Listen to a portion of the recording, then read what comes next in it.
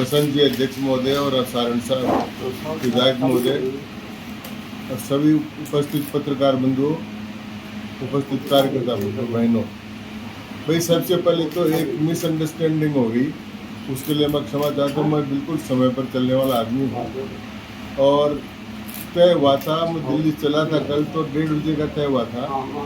फिर अध्यक्ष ने 2 बजे का बताया, फिर हमारे यहाँ से 1-1:30 बजे का फ़ोन हो गया। इस कारण से गलतफहमी में सारा काम हो गया, तो मैं क्षमा चाहता हूँ उसके लिए।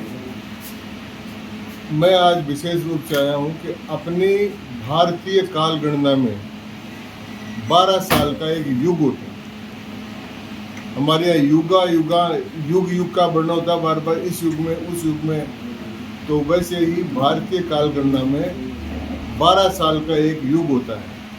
और इस पूरे युग में भारत में मोदी जी ने जो 12 साल का कार्यकाल पूरा किया है, वो युग पुरुष के रूप में उन्होंने काम किया है।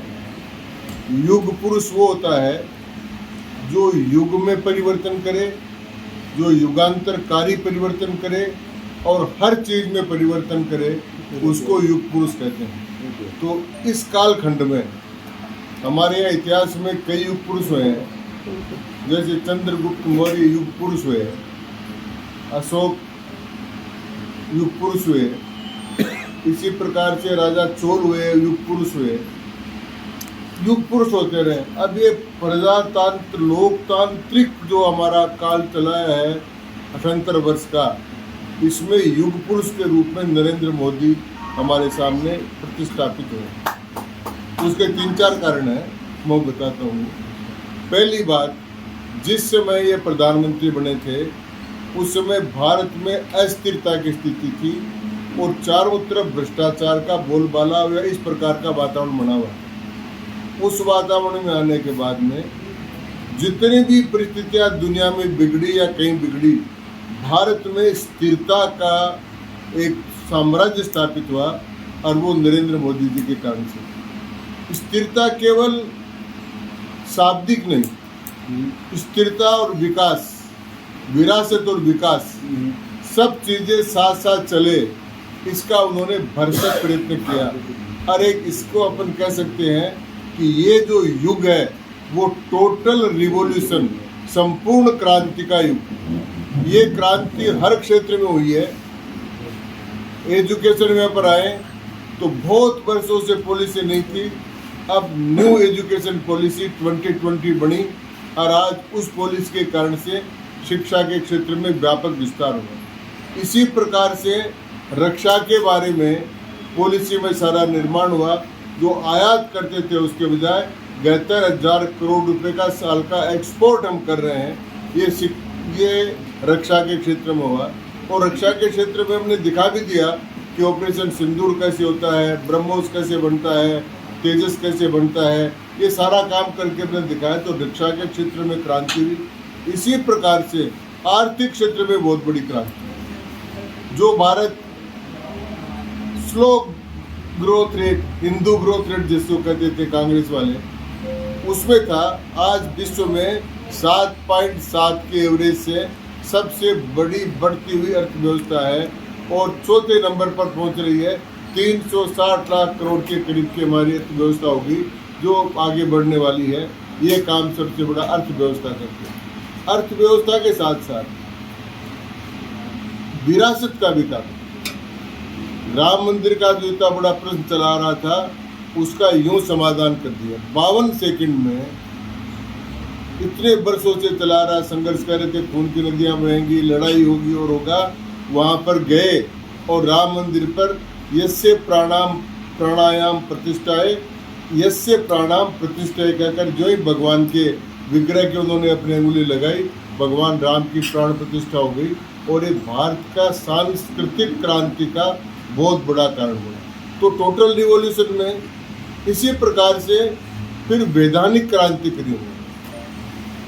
भारतीय न्याय संहिता जो आईपीसी मानी जाती थी, सीआरपीसी भारतीय सुरक्षा संहिता, एविडेंस एक्ट साक्ष्य अधिनियम, इसके साथ साथ 1800 पुराने कानूनों को समाप्त किया और 125 से 100 साल के जो कानून थे, ऐसे 150 कानूनों का उन्होंने नया कानून ला करके और नए कानून बनाए और नए काम भी किए, जैसे 75 साल के होने पर भारत की नई संसद बनाई। और भारत की नई संसद में कोई प्रवेश करेगा तो वो सबसे पहले देखेगा कि जो सतयुग से लेकर कलयुग तक जो भारत चला है उस भारत का वर्णन इस नई संसद में है। 7 प्रकार की गैलरी बनी है। तो ये आज़ादी का एक बहुत बड़ा भारत का वो बना। उसके अलावा कुछ और बड़े काम हुए, जैसे दुनिया में जिनका नाम है वो 5-4 मैं नाम बताता हूँ। स्टैच्यू ऑफ यूनिटी बना सरदार वल्लभ भाई पटेल, दुनिया की विश्व की सबसे खड़ी मूर्ति। फिर सामाजिक समरसता का वो स्टैच्यू बना रामानुजाचार्य का हैदराबाद में, वो भी दुनिया का बैठी हुई सबसे बड़ी मूर्ति। फिर रावी पर चुनाव पर ब्रिज बना जम्मू कश्मीर में ऊंचा, वो विश्व का रेलवे का सबसे बड़ा पुल। फिर भारत मंडपम बना, तो ओपेरा हाउस ऑस्ट्रेलिया का पहले सबसे बड़ा था, अब भारत मंडपम में विश्व का सबसे बड़ा मंडप बन गया। उसी प्रकार से अब जो पहले नॉर्थ विंग और साउथ विंग थी राष्ट्रपति भवन के बाहर, उन दोनों में से सारे दफ्तर हटा दिए। ऑफिसेज का नाम था रक्षा मंत्रालय, विदेश मंत्रालय, सब करके उनको कर्तव्य भवन कर दिया। और राजपथ का नाम कर्तव्य पथ कर दिया, और रेस कोर्स का नाम लोक मार्ग कर दिया, लोक संग्रह का मार्ग कर दिया। और प्रधानमंत्री का नया कार्यालय बनाकर न्याय तीर्थ कर दिया, न्याय का तीर्थ। संपूर्ण क्रांति, मतलब ये एक विरासत की भी क्रांति हुई, नाम बदलने की भी क्रांति हुई, नाम के साथ काम बदलने की भी क्रांति हुई, ये सारी क्रांति हुई। इसके अलावा विश्वास की बहुत बड़ी क्रांति हुई, 3 बार लगातार विश्वास प्राप्त करना, और फिर विश्वास के बाद में और विश्वास प्राप्त करना। जैसे पंजाब के चुनाव, हरियाणा के चुनाव हुए, कि महाराष्ट्र के चुनाव हुए, कि आसाम के चुनाव हुए, बिहार के चुनाव हुए, बंगाल के चुनाव हुए, विश्वास पर विश्वास की मोहर लगाने का काम 12 वर्ष में फिर मोदी जी के इस कार्यकाल में हुआ। ये सारे काम करने के साथ साथ उन्होंने कुछ इस प्रकार की बातें करी कि विश्व के अंदर भारत के पहले प्रधानमंत्री हैं जिन्होंने विश्व की सबसे अधिक संसदों को संबोधित किया। भारत के पहले प्रधानमंत्री है जिनको 28 देशों का सर्वोच्च राजनीतिक सम्मान उनको प्राप्त हुआ। उसी प्रकार से G20 का और सारे यहाँ पर आयोजन किए। तो मैं संक्षेप में आपको इतना बताना चाहता हूँ कि ये इसके साथ जो बड़ी क्रांति हुई वो ये है, ये तो ऊपर की बात है, लेकिन ज़मीन पर क्या हुआ? तो ज़मीन पर शौचालय बने 11 करोड़ से ज़्यादा 12। तो ज़मीन पर उज्ज्वला योजना के अंतर्गत 10 करोड़ से ज़्यादा वो दिए गए। उसी प्रकार से किसान के लिए स्वामीनाथन कमीशन लागू किया गया नया बात। उसी प्रकार सेना के लिए वन पेंशन लागू किया जो हमेशा के लिए। और सामाजिक समरसता के लिए EWS का आरक्षण किया। शेड्यूल कास्ट का आरक्षण था, उसको छेड़ा नहीं। शेड्यूल ट्राइब का आरक्षण था, उसको छेड़ा नहीं। OBC का आरक्षण था, उसको छेड़ा नहीं। स्पेशल OBC का आरक्षण था, उसको छेड़ा नहीं। तो ब्राह्मण, बनिए, राजपूत, कायस्थ या मुस्लिम जो अभी आरक्षण में नहीं आते थे, उन सब के लिए EWS का एक आरक्षण का नया काम करके 93वां संविधान संशोधन करके आज उसके माध्यम से पिछली बार UPSC में 1156 लोगों की इसके अंतर्गत नौकरी लगी। ये कर दिया। तो लोगों में जो आपस में वैमनस्य का भाव था उसको समाप्त कर समरसता का भाव कायम किया। अब उसकी इनकम का जो 8 लाख का है उसको बढ़ाकर 15 लाख करने का सरकार का विचार चल रहा है, वो भी सरकार करेगी।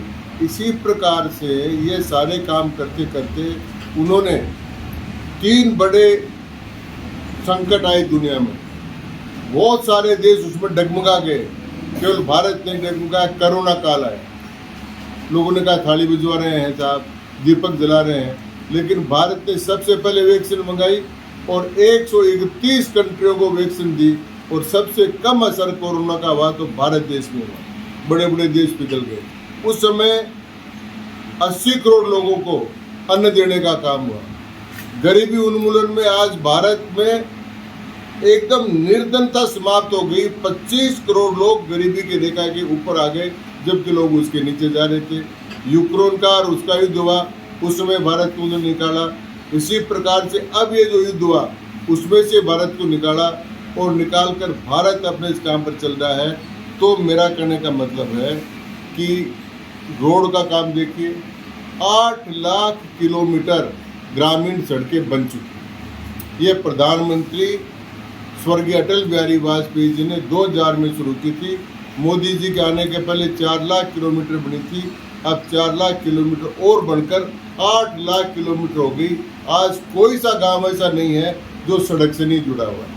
साइबर जो सारा काम है फाइबर से, वो पंचायतों तक जोड़ दिया। मोबाइल उत्पादन में भारत 1 नंबर पर आ गया, मोबाइल एक्सपोर्ट में भारत 1 नंबर पर आ गया। अब वो चिप्स बनने का काम हो रहा है, सेमीकंडक्टर्स बनने का काम हो रहा है, और भारत के लोग आकर आ रहे हैं। भारत की बैंकिंग सिस्टम विश्व में सबसे मजबूत हो गया है। बैंकों का विलीनीकरण किया, बैंकों का एकीकरण किया, एनपीए बैंकों कम हो गया।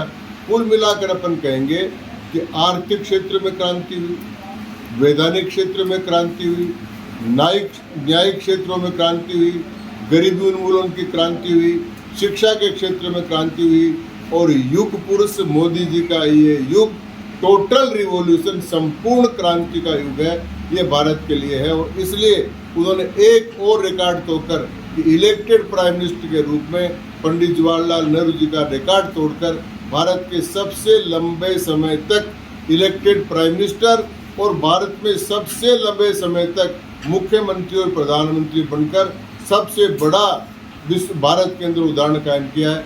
इसलिए इस अवसर पर भारतीय जनता पार्टी ने सभी जगह पर कुछ बातें करने की तय की। उसमें पहले दिन हमने पेड़ लगाए विश्व पर्यावरण दिवस के दिन। दूसरे दिन मोदी जी के दीर्घायु और स्वास्थ्य लाभ की कामनाओं के लिए मंदिरों में पूजा पाठ कर उसका आयोजन किया। उसके बाद में प्रबुद्ध सम्मेलन कई जगह हो रहे हैं, और प्रेस के बंधुओं के माध्यम से इन सब बातों को आम जनता तक पहुंचाने के लिए प्रेस संवाददाता सम्मेलन का आयोजन किया गया है। इसी निमित्त आज मैं आपके पास आया हूं, और आज मैं एक ही पर्पज से, और मैंने संक्षेप में आपको अपनी सारी बात बताई है। धन्यवाद।